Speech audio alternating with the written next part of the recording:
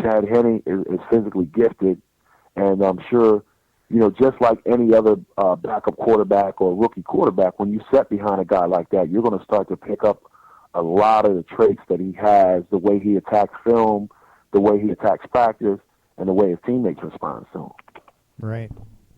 That last thing I think is really big. From a fan perspective, it seems like the team has really responded well to him. They had an article in the paper this week about 10 things you don't know about Chad Henne, and the big gist of it was that he really seems to be getting along with the guys. He's a leader in the huddle.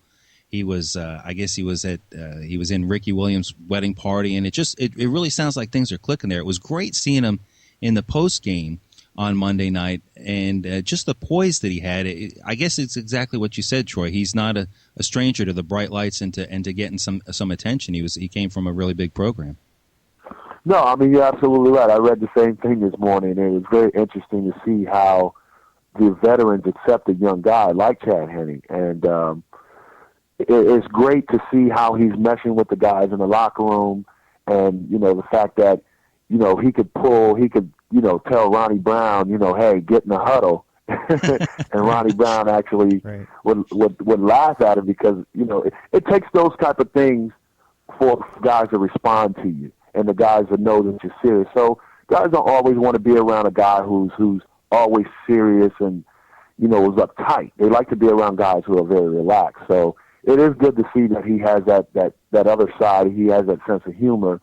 And a lot of guys don't understand. There's a lot of things that go on in the huddle that are kind of funny, even from my Dan Marino days and being in the huddle with Brett Favre and a couple other quarterbacks. There's things that out there that just kind of break the tension and say, hey, guys, okay, let's go. Then they tell a joke or something like that. But it's great to see that, he is becoming the leader of this football team because this is a young football team. And guys like Chad Henne, Ted Ginn Jr., Channing Crowder, they're the face and the future of the Miami Dolphins.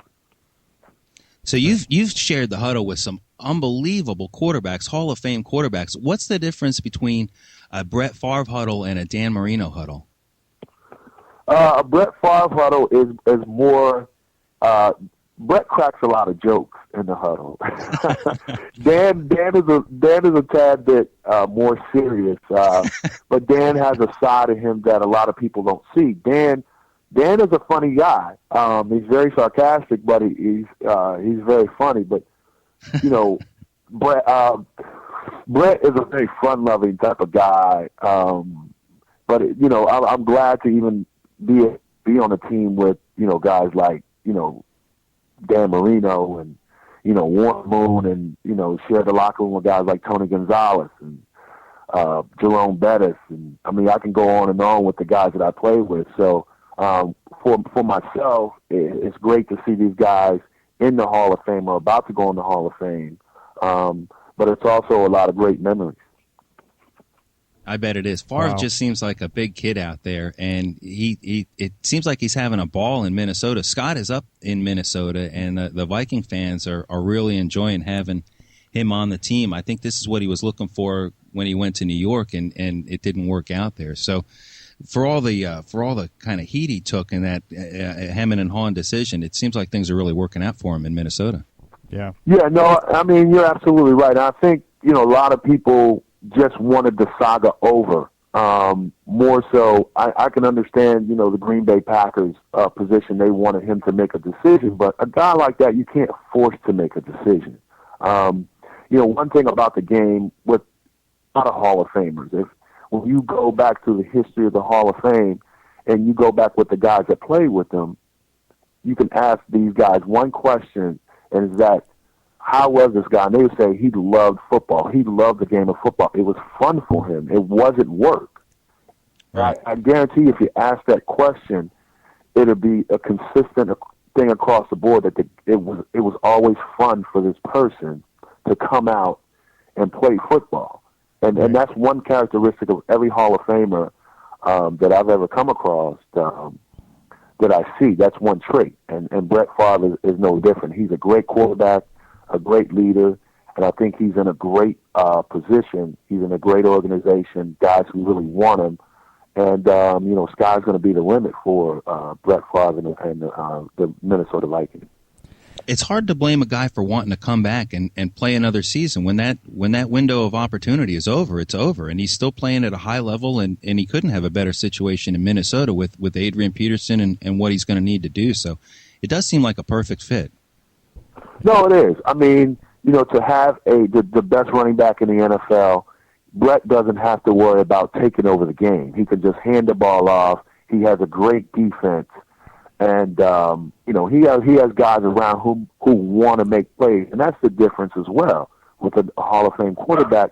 You want to make sure they elevate everybody else's game.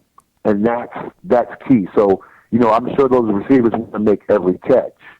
And Adrian Peterson wants to finish every run. And that's the way that you win.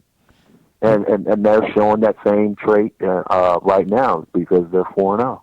Yeah, it's amazing what's happened the last couple of weeks. They've got the best running back in the game, and he's only, I think, gotten about 60 yards per game the last 2 games. So, yeah, they have elevated everybody, and Brett Favre is making it a really balanced offense, and I think that's fantastic what they're doing. I only hope that, being up here, being a displaced Dolphins fan in Minnesota, I kind of follow the Vikings, and if they get to the Super Bowl, that's great, but I kind of want it to be a rematch of the Dolphins-Vikings Super Bowl from the 70s, and I still want the Dolphins to win. No, you're absolutely right. I mean, I definitely want the Miami Dolphins to be in the Super Bowl, to even host the Super Bowl, and that will be the first time in the history of the NFL that the host team was in the Super Bowl. So that would be a definitely old-school matchup. The Purple People Eaters, and I'm sure they'll make a big to-do about it. But, again, you want to see the Miami Dolphins to be in the Super Bowl, and I think they have a chance with the way that they're playing right now. But Minnesota's on fire, and it's really not how you start; it's how you finish. Yeah. So, hopefully both teams will finish strong, and that'll be the matchup for the upcoming 2010 Super Bowl. Right. Well, it's not going to get any easier for the Dolphins. They got the Saints after the bye week, but the good news is they're right in the thick of it in the division. It's certainly a winnable division once again. The Jets, the Bills, and the Pats are all pretty beatable. So yeah. I think they do have a shot to get into the playoffs, and then it's anybody's guess. No, you're absolutely right. When you look at the first 2 losses, the Miami Dolphins turned over the ball. It was very uncharacteristic. They weren't running the ball particularly well. But the last 2 games against the Bills and the Jets have been much more characteristic of the Miami Dolphins. They played blistering defense. They ran the ball. They dominated the clock. Didn't turn the ball over, and they played solid on special teams. So that's more characteristic of the Miami Dolphins. So when you look at the division, it's more important to get those divisional foes beat. Right. I'm not saying that you don't want to be 4-0.